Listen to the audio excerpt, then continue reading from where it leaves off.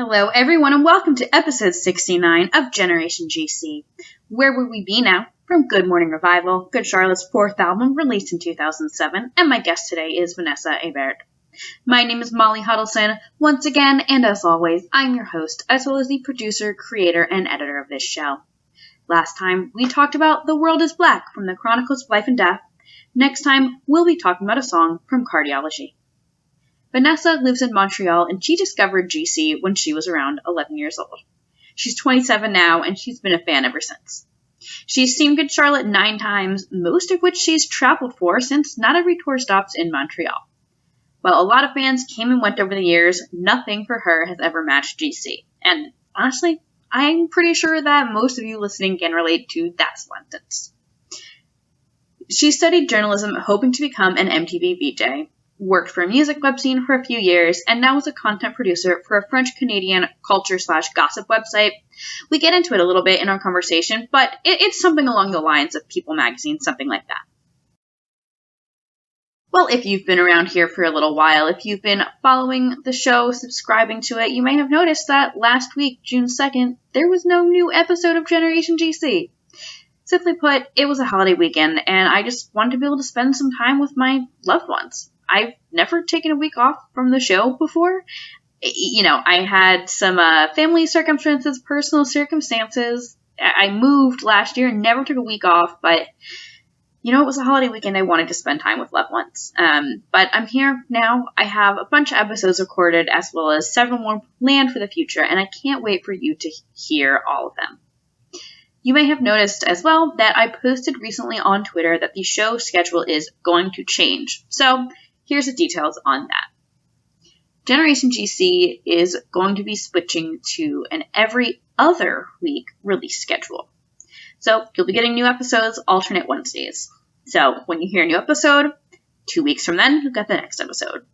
Bonus episodes are also just going to fall into those slots. I think that'll give you, my listeners, a chance to catch up on past episodes, to really dive into everything that I'm doing. I know sometimes it's hard to find the time to listen every week, as well as check out the early ones as you get started on the show. And honestly, it'll also give me time to make the episodes the best that they can be. To be honest, you know, I need to take care of myself too.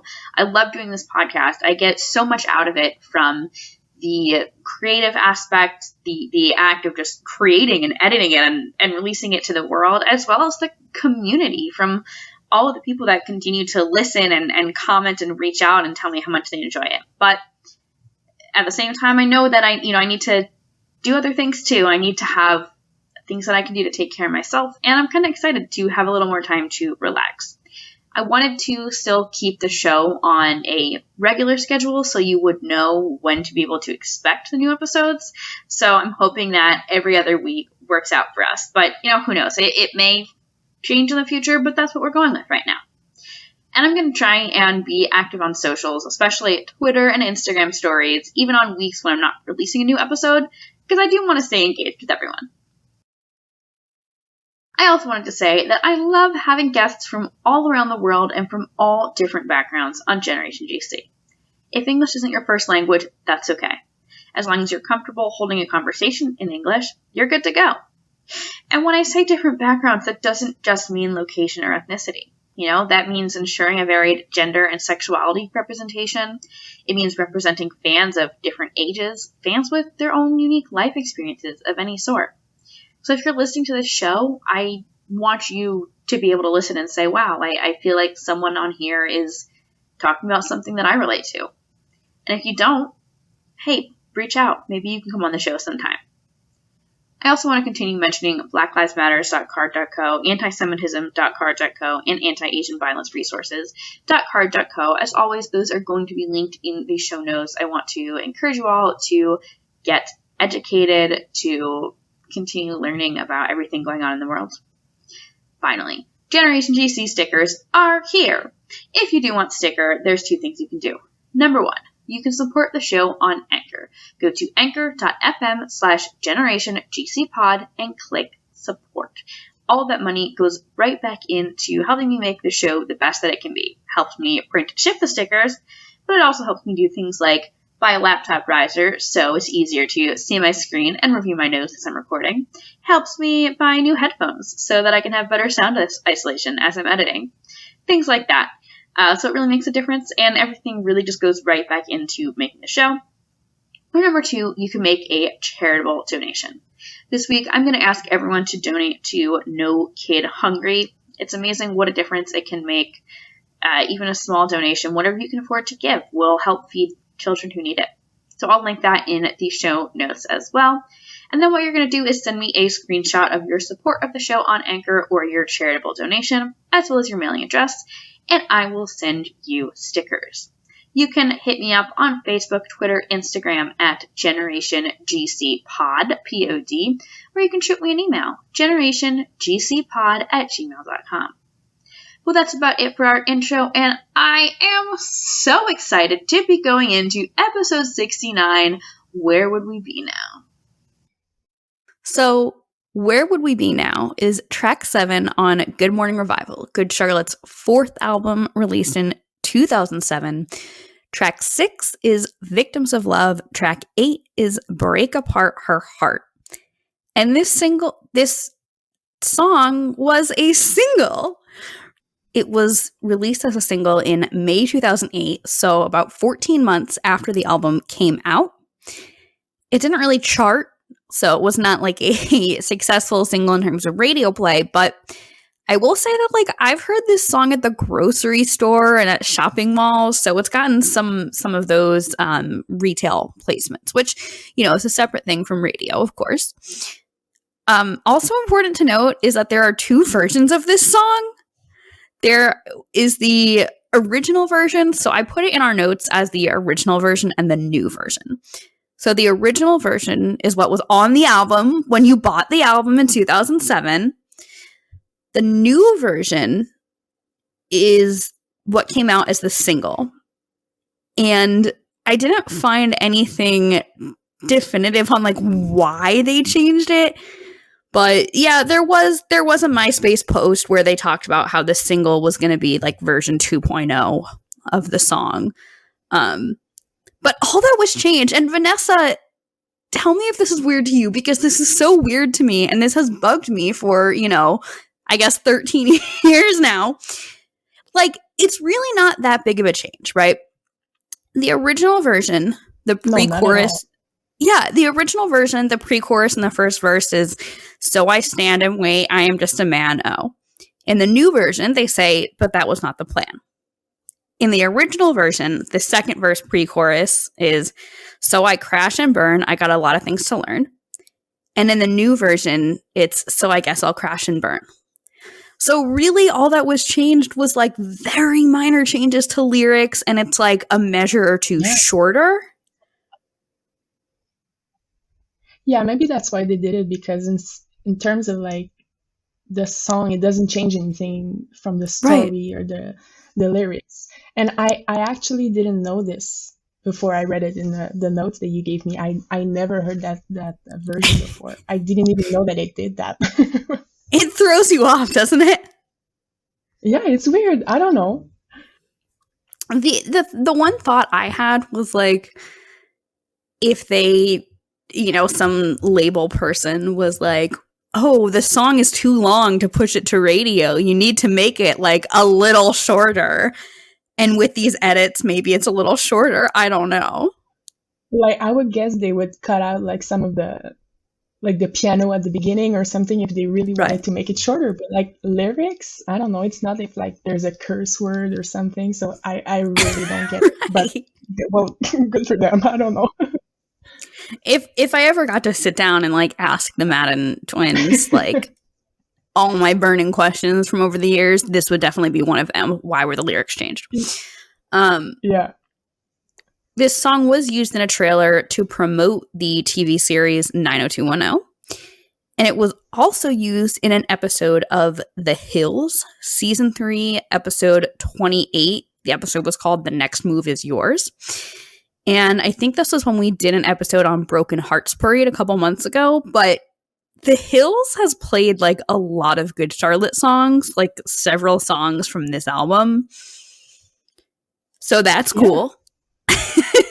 It's fitting, I Well, guess. good, absolutely. Yeah. Yeah, good. Well, good for them. It's like if they had to pick like from one of their albums, that would be one that would be more Yes. fitting to the hills, actually, obviously. Absolutely, because I feel like there's a lot in this album about like Hollywood and everything. So Yeah, absolutely. And in the themes too, like in the themes of the songs. So yeah, it's fitting, I guess. definitely. Benji and Joel Madden and Billy Martin are credited as composers and lyricists here. And this song has been played live, but setlist.fm is only showing that it's been played 4 times. Obviously, as we always say, we don't know for sure if that's totally accurate, but I did find a live video from when they played it in Melbourne, and Benji did it solo on acoustic guitar. What did you think of that? I obviously love anytime they go acoustic.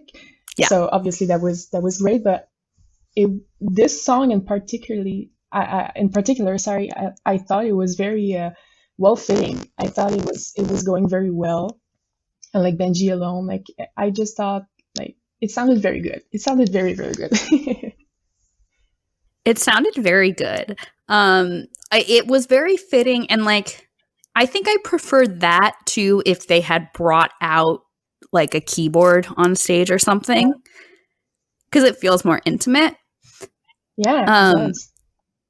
Something I was thinking though was that I wonder if Benji is the one that wrote it, because I wonder if Benji is the one that was kind of the primary lyricist, because he was the one who was singing. And in this video, it's really sweet. He's talking about, because he was talking about, at the time he was dating someone in Australia, and it was just a very sweet little moment.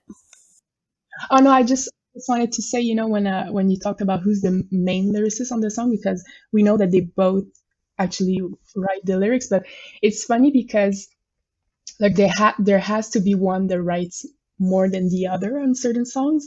And it's so funny to me because we don't know, because when we read like at the back of the albums, we always see like both of their names. And when I know we're going to talk about this later probably, but when we have the same tattoo, and which is like the music play. And when I went to see them at a meet and greet, I actually asked for like one of their handwritings to get it tattooed. So I just was like, if anyone wants to write it, like pick or choose, like which one of you wants to write it for me. And they were like, I think it's Joel who said like, well, which song is it? And I was like, oh, it's Let the Music Play. And he was like, oh, Benji should write it for you because he's the one who wrote the song. So I was like, oh, that's cool. That's good to know. So bonus fact. Yeah. Right. Sometimes, and it's like Harlow's song, I think it's kind of clear that Joel had a big role there, being that Joel is Harlow's father. But yeah, in a lot of cases, you don't necessarily know who drove like the story of the song, right? Yeah. But last thing I want to mention about this song that was very fun was that this song was performed on the iCarly special I Go to Japan in 2008. And there's like a video that's a partial clip. And maybe I'll have to do like some live stream where I watch the whole thing. But the premise of the movie is that Carly, Sam, and Freddie are invited to the iWeb Awards in Tokyo, Japan, and Good Charlotte are performing as guests. Not much like context on there, but yeah, I don't know. I will say like I've learned some stuff about Dan Schneider recently, who was like the creator of iCarly and Victorious and a bunch of those shows, and he's like a creep. So as much as I've like kind of wanted to go back, actually. Yeah, like as much as I've kind of wanted to go back and watch some of those old shows and relive memories, I've been kind of like in context, it feels a little weird. But definitely cool. It's funny to see that like their music gets played like both on shows like The Hills, and it goes to iCarly too. So very, very versatile. Right? Absolutely. whole spectrum. Absolutely. We've got a lot to talk about. And I have like questions for you about the tattoo for sure. But Yeah. Vanessa, I want to know, when did you first hear Good Charlotte and what were your first thoughts on them? I first discovered Good Charlotte. I was in second, third grade around that time. We had. Oh, so Well, you I were live in very young. Montreal. Yeah, I was. What? I don't know what age you are. Second, third grade, but yeah, I was pretty young. And I live in Montreal, and I'm French Canadian. So we have in Quebec our own like version of MTV, which is Musique Plus, which is like in Toronto and Canada they have Much Music, so Much is Plus, Musique Plus in Quebec. Okay. And so their videos would play all the time, but I got around at the time where I don't know which one came before the other, but around Lifestyles and the Anthem. And so I remember seeing the anthem first, and I was like, ooh, I already started to listen to like Blink-182 and Sum 41 and Simple Plan because I had an older cousin who listened to that kind of stuff. So she kind of initiated me to that music. So, but I didn't know Good Charlotte, but I wasn't like thrown off by the tattoos or the punk rock. I already liked that stuff. And so that's when, their music was just playing all the time. Back in those years, so that's how I was introduced to them. Well, I was watching the Click back then, but I didn't know that they were doing the opening song. So actually, the real first time I heard them was on the Click, but I didn't know who was singing the song. So yeah, let's say on undergrads. Yeah, in French it was La Clique, the Click. So yeah. Oh, okay. Yeah. But no, the show was fun. Yeah. Well, you kind of answered my next question already, which is, have you ever seen Good Charlotte live? So you mentioned that you had met them when you got your tattoo. So I did. But I have to ask, because I always ask, have you seen Good Charlotte live? Sure. Well, yeah. So I saw them about.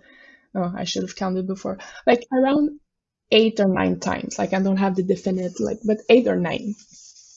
From my first show was in 2005. It was Noise to the World tour, Yes. July 2005, and and I went to see them every time they came to Montreal, and traveled a bit to see them also. I would just love to hear about growing up in Montreal. Simple Plan obviously is from Montreal, but Simple Plan sings in English.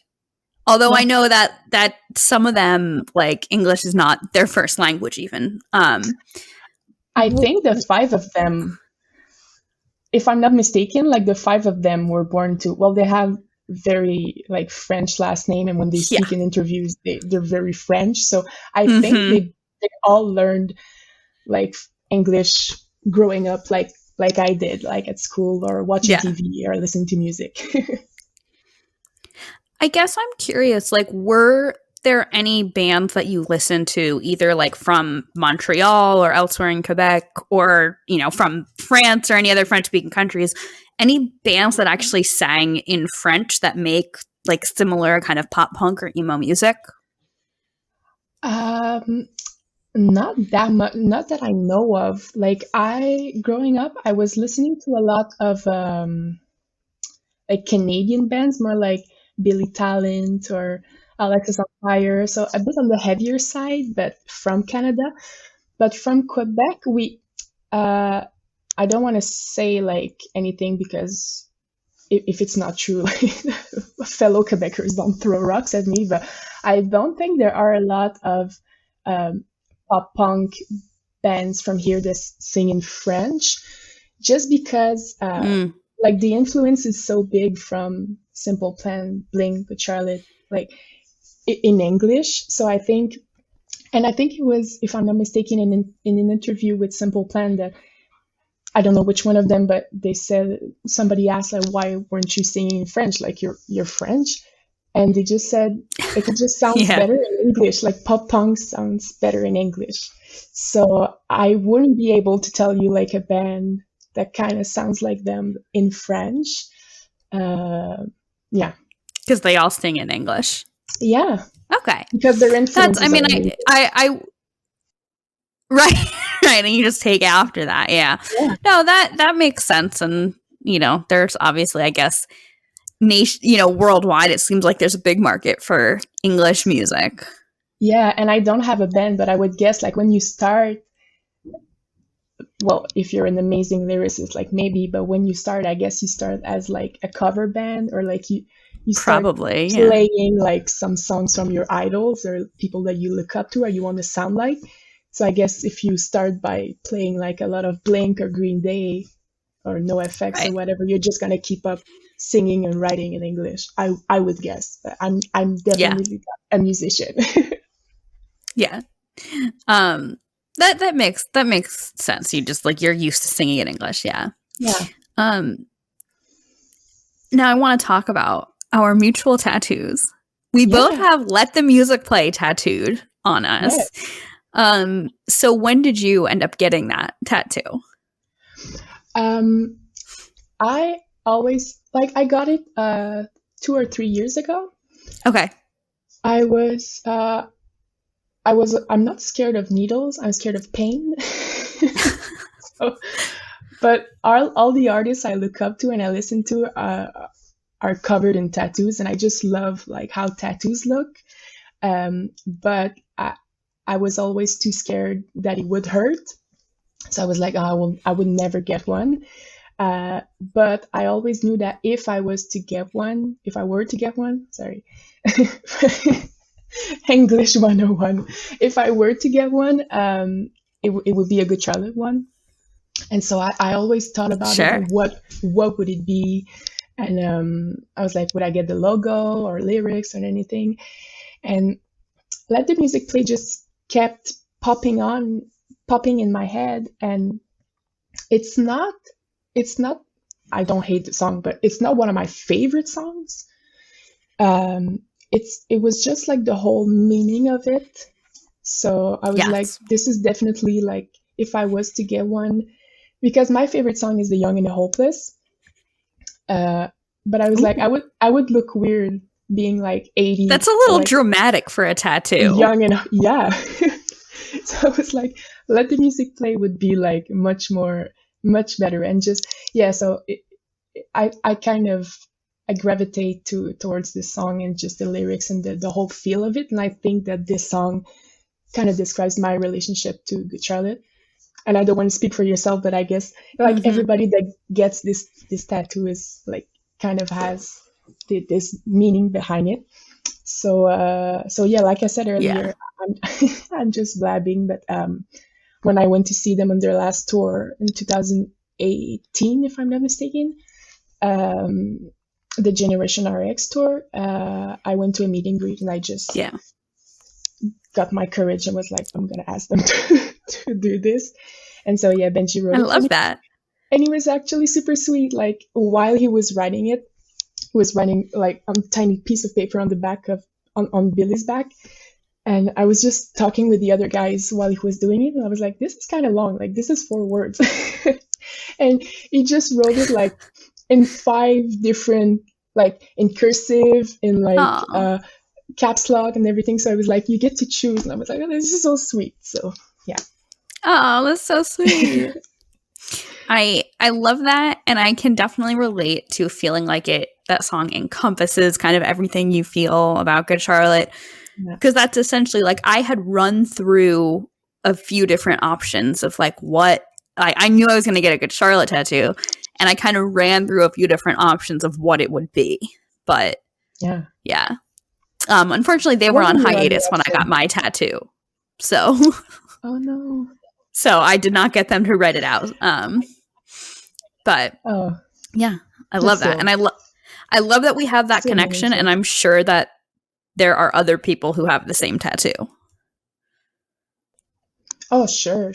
Like I was saying, like if you have to get one, like in all their lyrics, they have like a bunch of great lyrics. But I feel like this one, like really, like you say, encompasses your relationship with the band. So if you had to get one, I feel like a lot of people got this one, and Hold On probably. Yeah, My two guesses would be like those two. definitely. Yeah. Well, before we dive into Where Would We Be Now, Vanessa, I just wanted to ask what made you want to study journalism? And I would just love to hear about like some of your work experiences. I know you worked for like a webzine where you got to interview a bunch of bands. Yeah. Well, like I said, I grew up watching like every kid MTV, well, Music Plus for me. But Yeah. grew up watching that, and I just thought it was like the coolest. Like from a very young age, it was just like, oh, you get to meet those people. That was like just the basic first impression was that like, you get to meet famous people that you look up to and that you like. And then it just went to be like, I have no talent in music, like not at all. So as I grew up, it was just more of a way to like, more of a way to like to understand the brains of those people who get to like give us that Yep. music. And so it was just not about meeting them, but just like really understanding like their creative process and everything. And so I was just I wanted to be an MTV VJ, so that was just what I wanted to do. So I just checked, and like journalism, you could go like on TV, papers, or paper or radio. And so I just went through that path and just never stopped it. Obviously, well, I don't know in the United States, I think, is MTV still going? Is still on air? Mm-hmm. Yeah, It's because definitely so.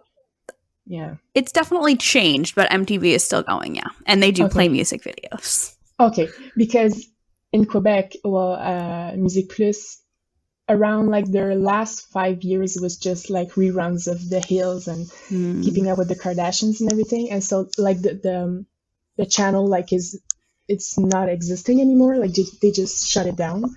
Oh, So I never got to realize my dream of being an MTV VJ. But yeah, so I just studied in that path, and I did at the beginning of college, I did write for a webzine that was really like music centered. It wasn't paid; it was just like you get the tickets and then you go, which is like exposure, let's say. But yeah. it was run by like a girl who was my age or so. So it's just like people who like music, just trying to get music known by everybody. Like it was more, it was a lot of show reviews, but also like interviews and such. And yeah, so I did a few interviews. Obviously, a lot of Quebec French people that I would tell you and you would know who that is. But I did interview, what was it called? Hell or High Water, which is a band that there's the, what's it called? Oh, the drummer from Atriyu. Oh, cool. That sings, and that was my first like ever interview. That's so cool. Was super nervous. And then I went to interview the Maine. That's cool. They were super nice, and I did interview Sean Paul. There you go. There you go. What a combo you just gave me. Two like scene artists and then Sean Paul. Hey, why not? He was in Montreal, and he agreed to interview our very, very small webzine. So obviously, like, why not? Yeah. And so, but that was obviously like the webzine, like stopped after a few years because we were all freelancers, and the girl who was running it, like for her, it was almost like a real job, and she couldn't keep up. Yeah. And then I got my bachelor degree in journalism. And I don't know about, well, United States, it's such a big country, or in your town or whatever, but in Montreal, in Quebec, it's very hard to live from being a culture writer, if I can call it like that. Yes. It's those jobs in the US, they're located in like New York and Los Angeles, and the entry level jobs pay very low. That's it. So, and here we're very, very small, so there are not many. So I was lucky when when I started to work for real, I was working for a website that did like more of lifestyle stuff. So like like cool bars opening, cool restaurants opening, arts and stuff like that.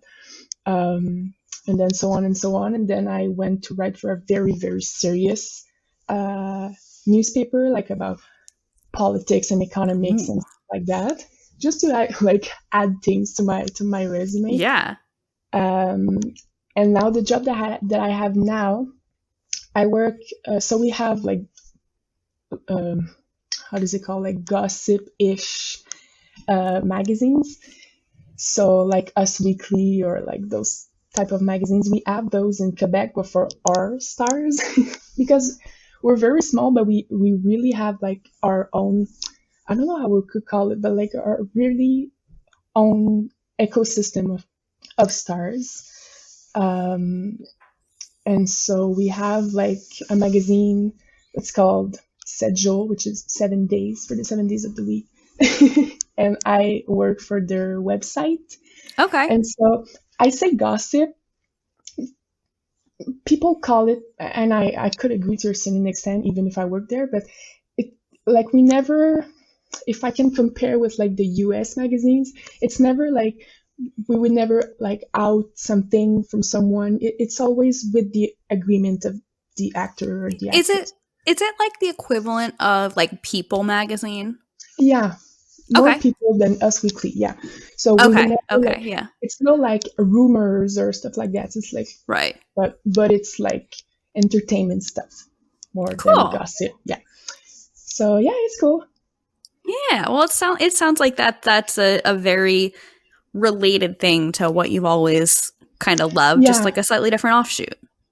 Yeah, of course, because I know that, especially now, but I know that there are not a lot of jobs like in the culture writers and everything, like you said. So it would be too hard to find a job. So it's as close as I can get. Yeah. Yeah. There's very, very few people that I know, even in the US, that do, music or entertainment journalism full time. Yeah, it's hard. We did have, I believe, so I had Maria Sherman on this show talking about Makeshift Love, and I believe she does. I mean, I don't like know her personally, so I don't know her whole life, but I believe, I mean, she's a very established writer. She wrote a book about boy bands. Love their book. I read it. Yeah. Oh, her book is so good.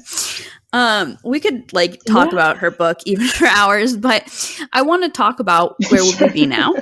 And I'm so happy, Vanessa, that when we connected that you mentioned this song, because I've always loved this song. It definitely sticks out to me, but I would just love to know, like, why did you want to talk about Where Would We Be Now? I think it just stands out in the album. For me, it's one of my favorites from that album.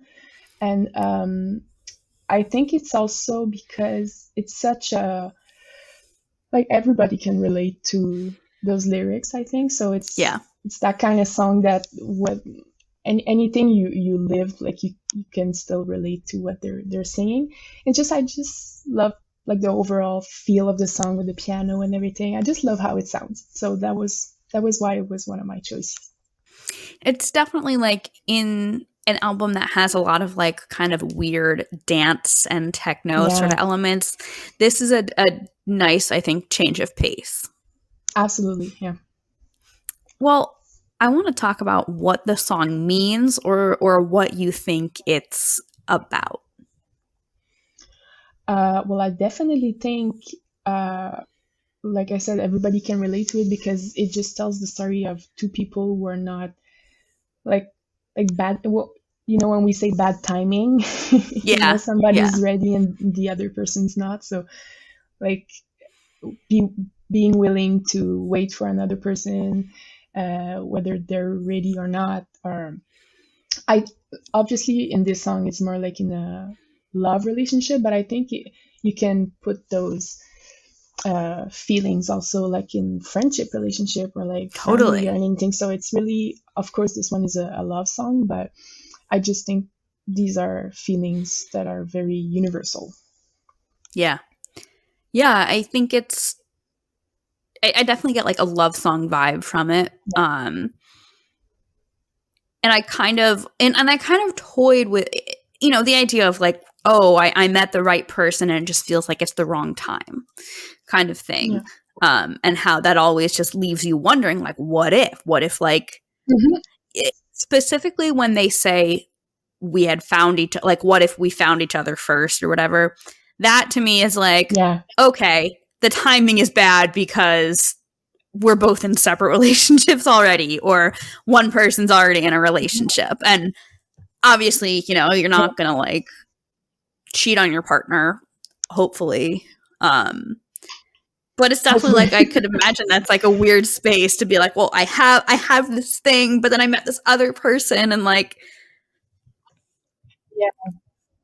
And also like, even maybe, you don't want to, if the other person's very happy with their new boyfriend or girlfriend and you're alone, well, you don't want to, like, if you really care about this person, you're not going to profess your love to them because you don't want them to. So that could be like something like that. Well, and that's like when he says, I'll keep my true thoughts locked inside my heart's black box. Like, that's it. Yeah, you know that like you can't like tell, you know, your friend that, oh yeah, I by the way, I've always had a crush on you, you know, the day before they get married. That's a terrible thing to do, right? Don't do no, right, it's a terrible thing to do. But right, it's like, so like you have to keep those thoughts inside sometimes. Yeah.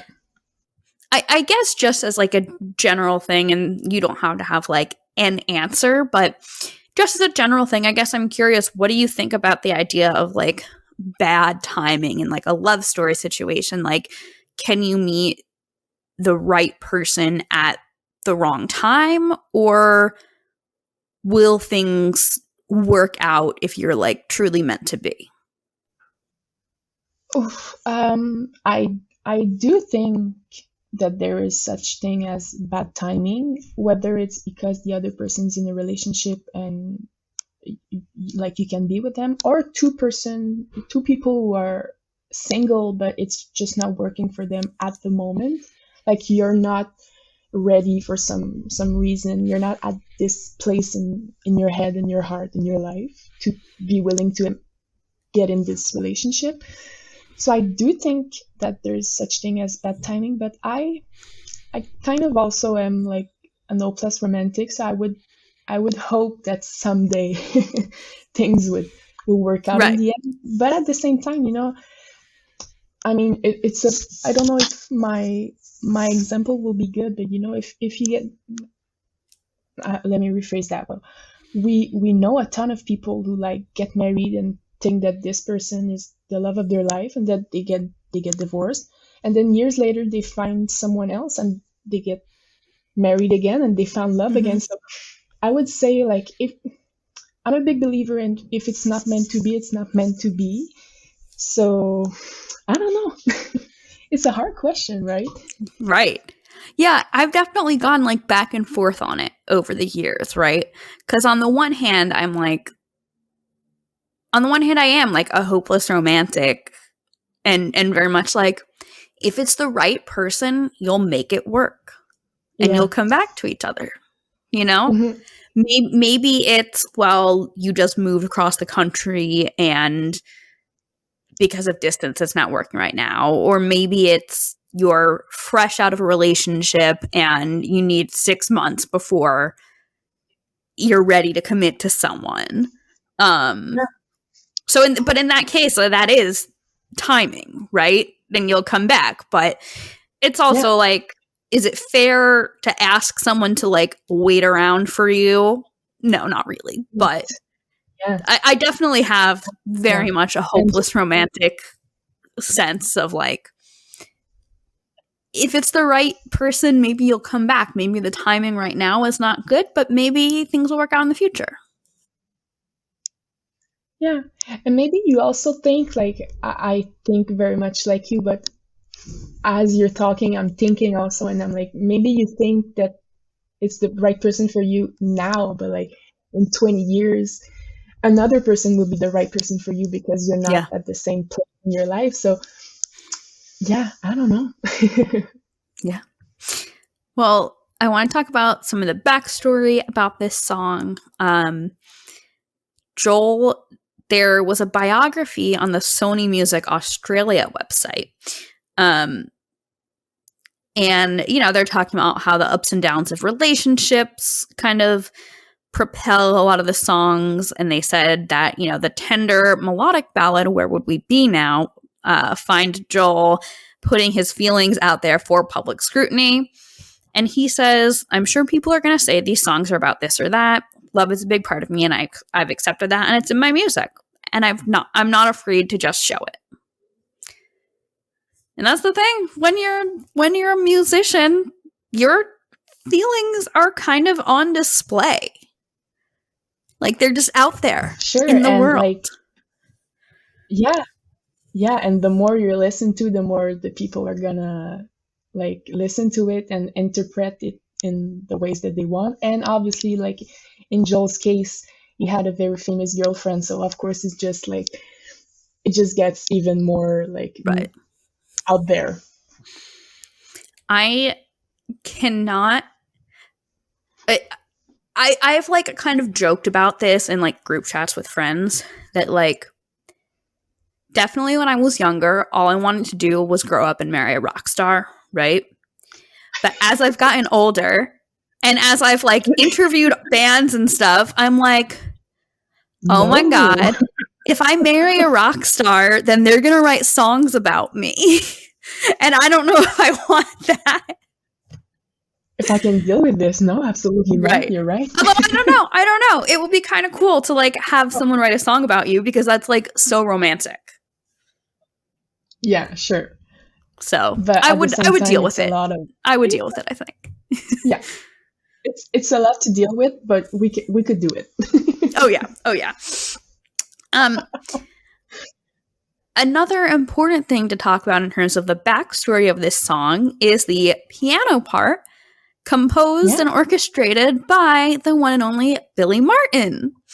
So he talked a little bit about the piano part to the Georgia Straight. So in this article, they said that he wrote it under the influence of Muse, a really piano-heavy band that he loves.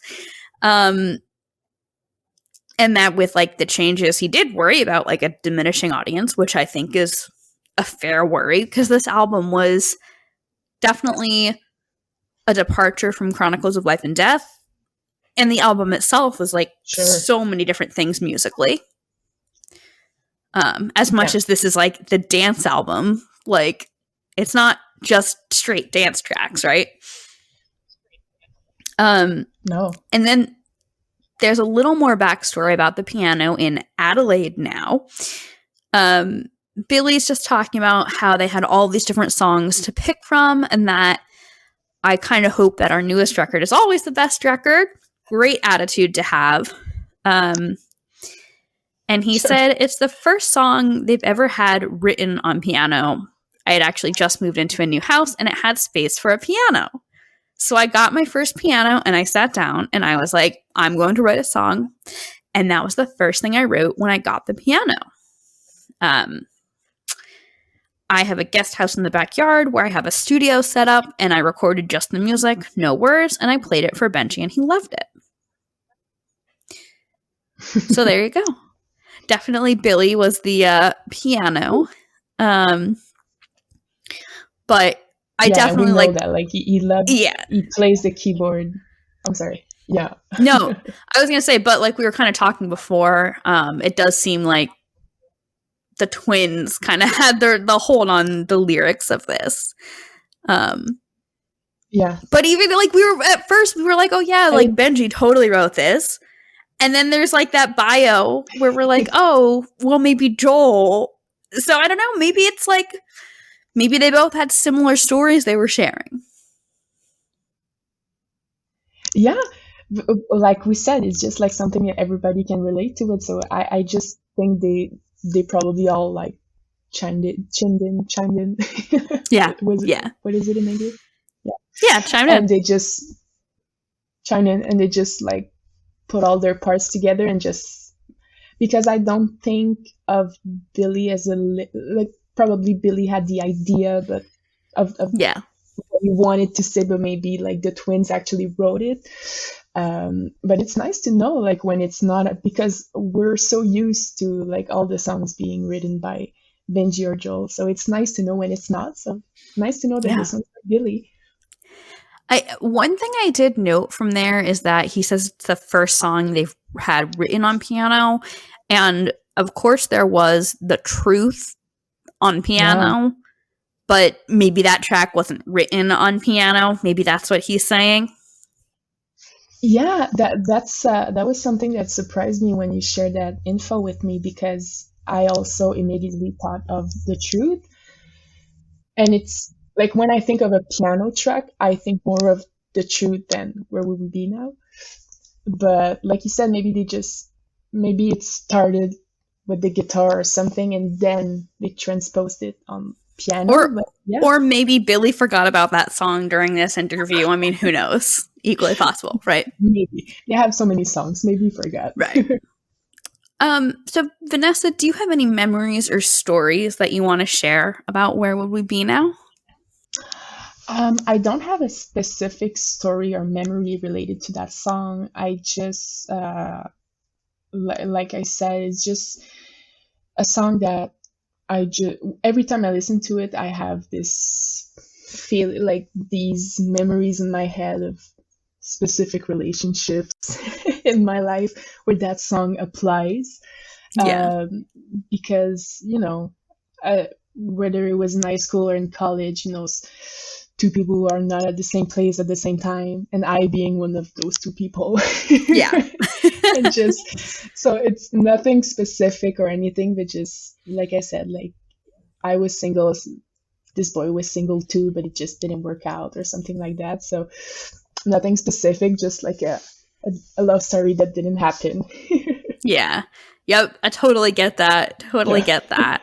Especially when you're young, that can just feel so intense. Yeah, absolutely. And this song, what was it?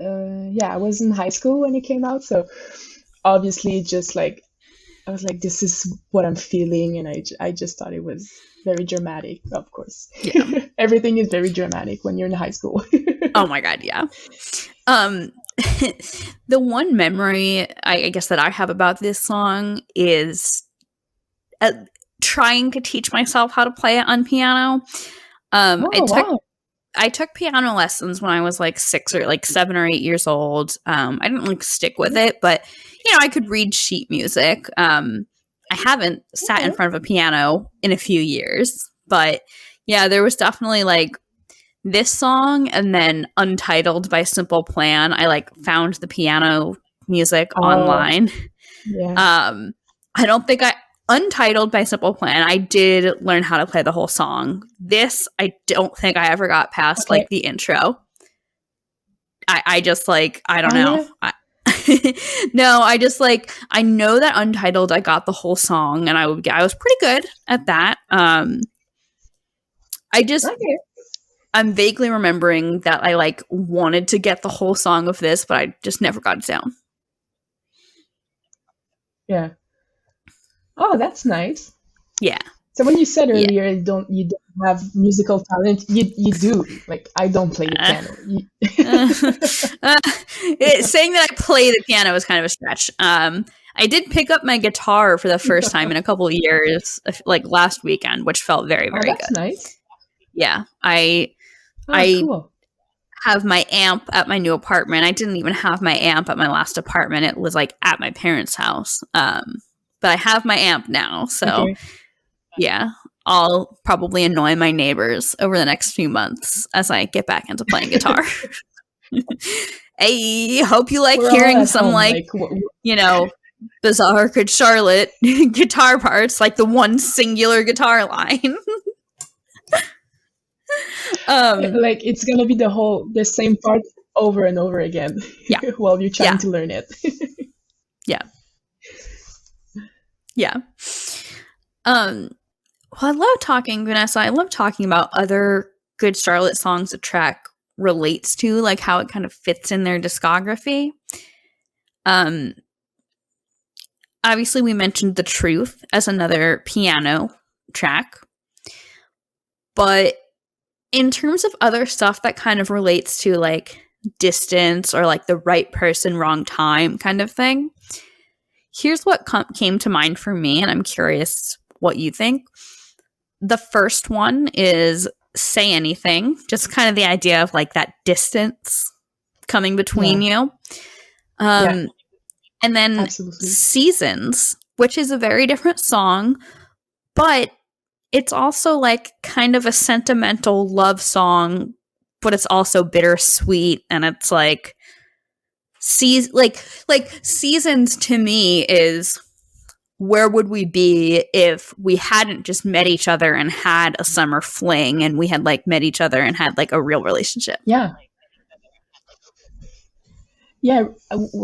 absolutely. I think that Seasons could be like the prequel to Where Would We Be Now?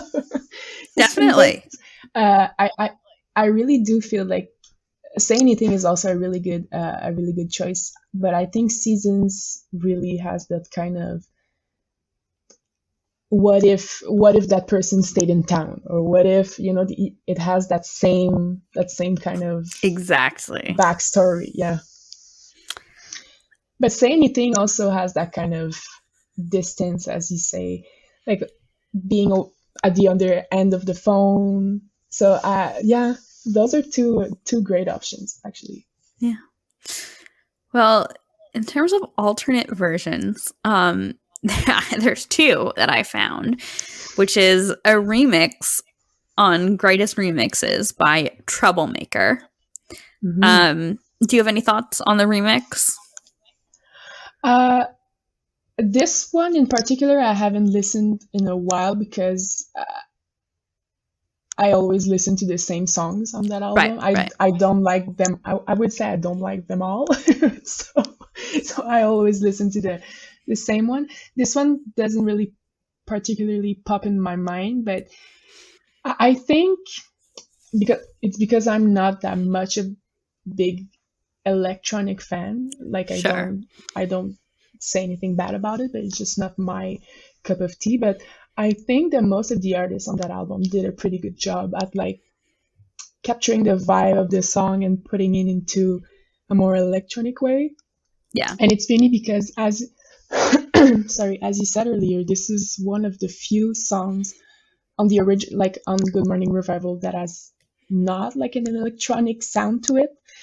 So the fact that they would remix it, like, it's finally I think it was kind of a good choice, I think, for that reason. Yeah. Yeah, I have warmed up to Greatest Remixes over the years. Same. When it first came out, I did not like it. And for many years, I was like, absolutely not going to listen to that. But yeah, I feel like the remix, it just changes the vibe of the song a lot. Yeah. But the other alt version is that they did it in Simlish, apparently. Okay, when you sent me the YouTube link, I was so excited, and when I clicked, the video wasn't available. Oh, well, I was very devastated. I'll see if I can find it elsewhere and send it to you. Thank you. Yeah. But yeah, so somebody did that, or it wasn't in the game? I guess it was in the game. That's I don't really know how the Sims music works. Yeah, me neither. Well, before we do, because we do have some reviews we're going to read, and a lot of the reviews say the same thing, which we're going to talk about. But before we do that, I found this Medium post, which I feel like I've referenced on the show before, although I can't remember when. The author is, I don't know if you're listening, I don't know if I'm pronouncing your name right, I hope I am, Gora Shakar, and the post is titled Good Charlotte Revival, The Chronicles of a Young and Hopeless Love Affair. And this person is just recounting all the times that, you know, Good Charlotte was kind of there for them over the years. And they say, a long-distance relationship tires me out. I sob into the quiet of the nights. Where would we be now? I think about how my boyfriend doesn't have any tattoos or piercings. Wonder if my 11-year-old self would be disappointed or relieved. Relatable. I get that. I love that. I love that. I should definitely link this because it's a very sweet post. It's long, but it's I feel like it's something that, you know, the people who listen to this podcast will appreciate.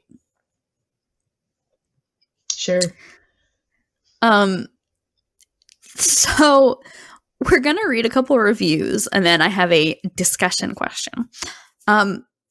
Sputnik Music gave it a 2 out of 5. They said, Coldplay get it double with the Don't Panic aping Beautiful World. I think they mean Beautiful Place. And Where Would We Be Now, which borrows the piano part from Clocks. Pop Matters said, too often, though, get dragged down into the depressing morass of Good Charlotte's faux profundity.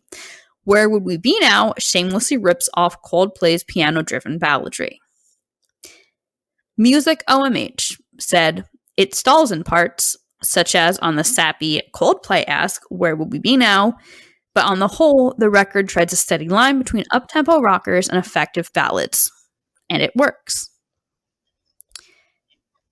So, there's a lot of Coldplay comparisons here. Yeah. You know, Billy specified that it was his inspiration was Muse. I don't know. What do you think? Do you find the Coldplay comparisons to be valid?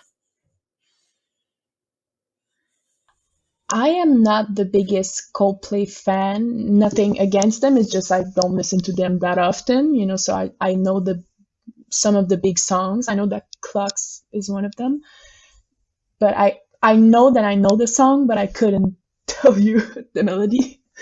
But if it played, I would be like, oh yeah, I know this one. But I maybe because I don't know Coldplay's discography that much, but I wouldn't be able to really tell that there's a resemblance or an influence, or I would say no, but then again, I'm not the biggest connoisseur of Coldplay's music, so yeah. I should have gone back and like listened to Clocks by Coldplay, but I will be honest, at first I was definitely like, why is everyone making Coldplay comparisons? Yeah. And then I did think about it. It's like, it's in the chorus. It's that like descending, like a couple descending sort of repetitive notes. That is definitely reminiscent of Clocks by Coldplay, intentional or not. And it doesn't mean that Coldplay may have also been an influence that he just didn't mention, you know? Yeah, because I would guess, I would guess and I would hope that, you know, when people draw comparisons like that the artists, like, I would guess it's not intentional. Yeah. We listen to so much music, and I guess that's the same for them, that sometimes you don't even know like that this song is influencing you in the back of your mind, or if anything. So I would guess that while they were writing it, whether it was Billy, Benji, or Joel, that they didn't think about ripping off Coldplay. It was in the back of their minds, and they just didn't know.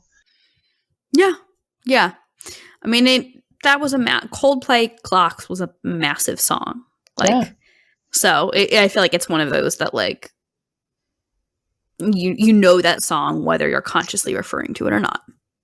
Exactly. And I would say though that it does sound to me a bit more like Coldplay than Muse. Yeah. But like, I'm not in Billy's mind, so if you thought he was referencing to Muse, then that must be it. But when I listen to it, if I had to choose between those two bands, it has more of a Coldplay vibe to it than Muse. Right. But to compare and say that they ripped it off, or that it really sounds exactly the same, or that you can hear the influence of it. I would say no, but then again. Yeah. Well, I do want to read a couple other reviews before we talk about some fan response. Yeah. So, Drowned in Sound gave the album 5 out of 10, and they said, "The facade crumbles for good as the pop veneer cracks. Where Would We Be Now is an arduous 4-minute trial of tedium." Arduous. Wow. Wow. Yeah. People were hard on this album. Yeah. They really were. And I don't want to say I blame them because I get it. This album's kind of weird. Well, when it came out, I wouldn't say I didn't have the same harsh words that like some of them critics, but it really was it took you by surprise when it came out. But it's one of those albums, I think that, I'm a longtime fan, so I pretty much everything they put out I like. But it's one of those albums that you just have to listen to it more to just it kind of grows into you. Yeah. But yeah, people were harsh. People were very harsh. Last review that we'll rate is from a user named December on Rate Your Music. They gave the album 2 out of 5 stars and said, "The main problem isn't that it's particularly painful to listen to, but that it is almost completely unremarkable. Musically, it is just standard pop punk, with a few tracks being relatively successful and others failing miserably. Where Will We Be Now? Beautiful Place." So this person did not like the kind of slower, dramatic songs. Yeah, and I would get that, but at the same time, I don't know if it's in one of your podcasts or if it's an interview that I read or whatever, or someone on Twitter who said that. I don't want to appropriate the words, but someone said it's they were really ahead of their time with this album. Yeah.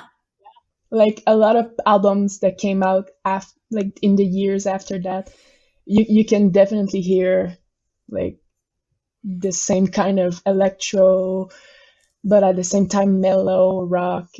So people gave it a lot of ish Yeah. when it came out, but after everything kind of sounded like that, or a lot of things sounded like that after. Yeah. Well, we have some fan comments to read from song meanings, but I did want to mention that if you go on YouTube, and I'll definitely have to include the quote unquote original version of this song, because that's not what's on the official uploads on streaming services.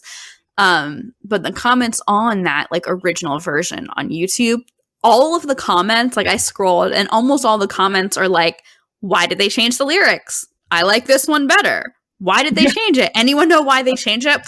I don't know if you use Reddit, but I even saw today, which just such a funny coincidence. There's a Good Charlotte subreddit, and today someone posted, why did they change the lyrics of Where Would We Be Now? And I was wow. What? I was very weird. I was what timing that someone's asking this one about your computer. Right. I was I wonder if that's Vanessa.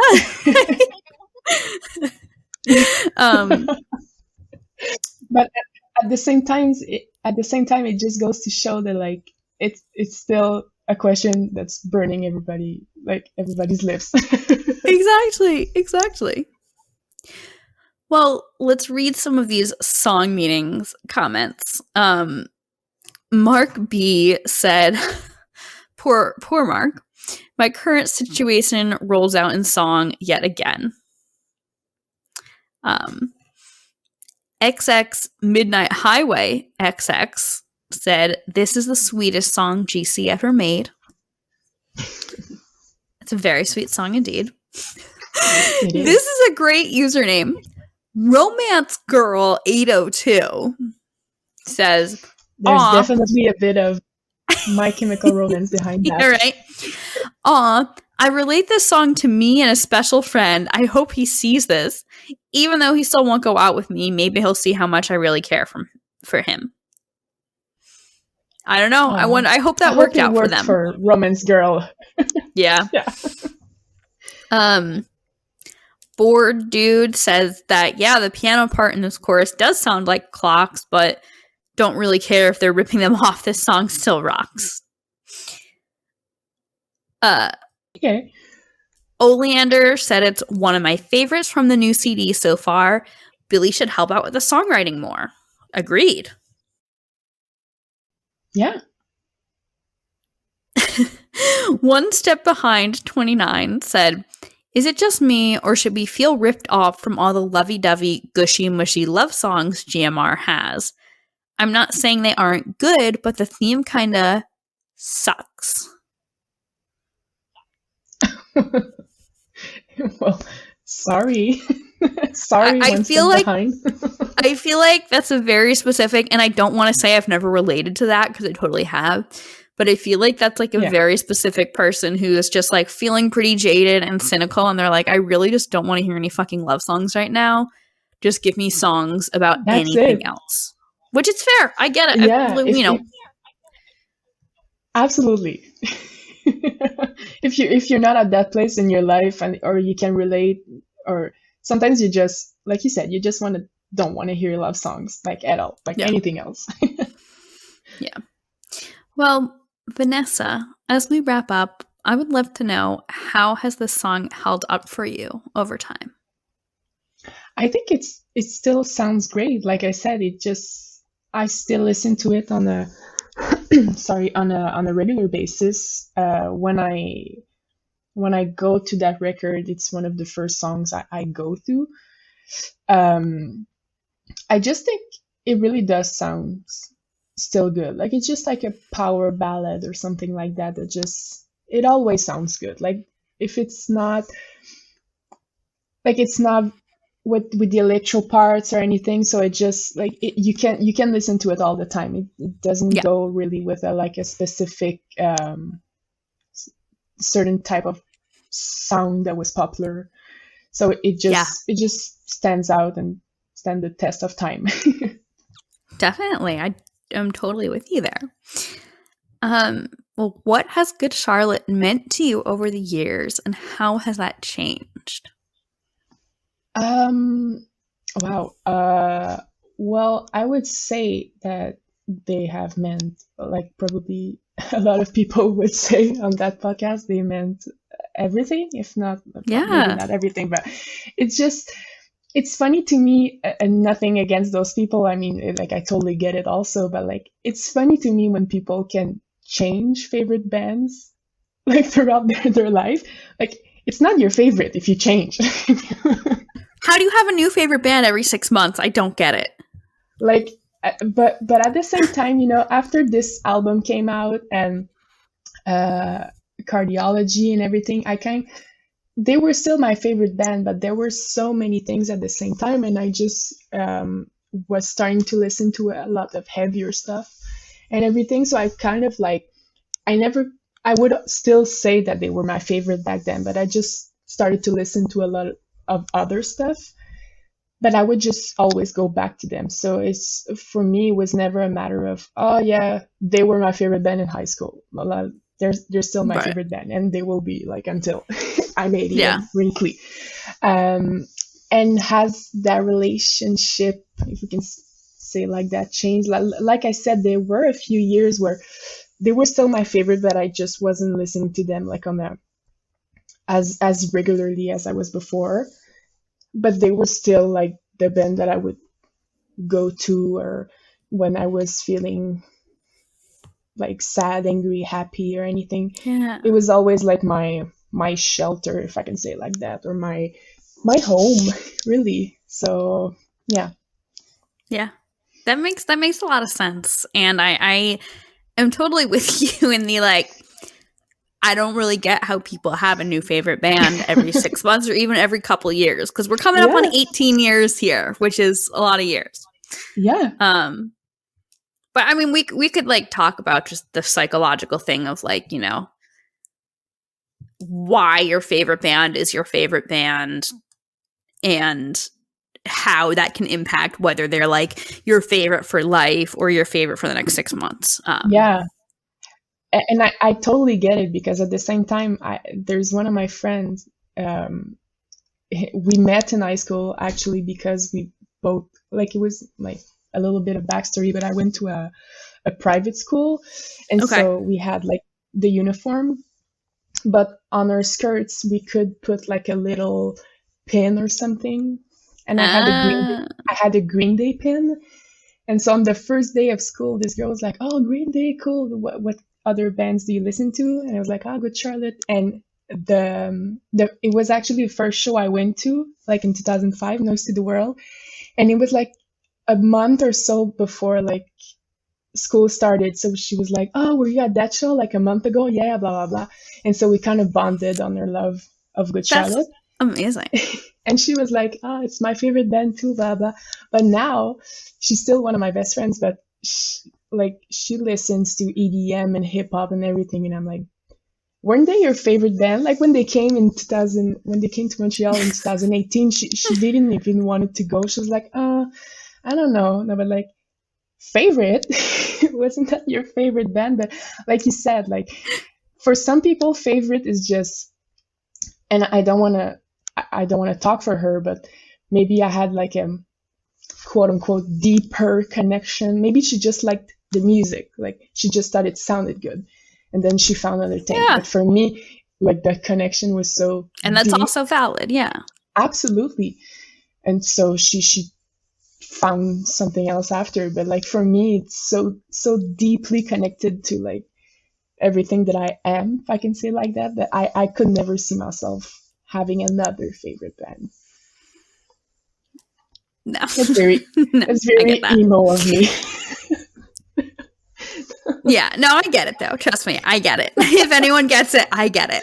Yeah, that's the place where I can say that. Yes, exactly. Do you have any last words about Where Would We Be Now, about Good Charlotte, or about yourself? Oh, wow.